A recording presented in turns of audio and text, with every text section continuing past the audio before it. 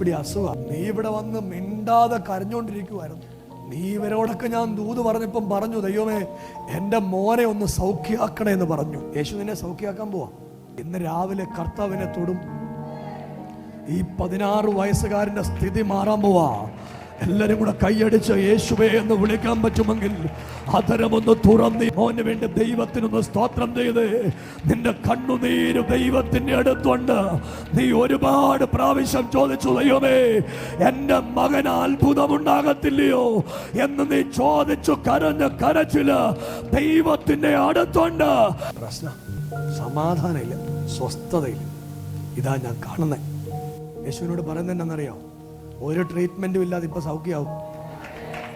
യേശു അത് ചെയ്യാൻ പോവാ. എല്ലാരും കൂടെ കുഞ്ഞു പ്രായത്തിൽ തുടങ്ങിയ ട്രീറ്റ്മെന്റാ. രോഹനെ, ഞാൻ നിന്നോട് പരിശുദ്ധാത്മാവി പറയുക, നീ ഒരു നോർമലായിട്ട് നിന്റെ സ്കിൻ മാറും. യേശു നിനക്ക് സൗഖ്യം തരും. നമ്മുടെ കണ്ണുനീരിന് ദൈവം മാറ്റം തരും.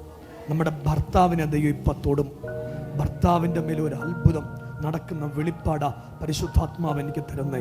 അതിന്ന് രാവിലത്തെ ആരാധനയിൽ ദൈവം ചെയ്തു തുടങ്ങാൻ പോവാ.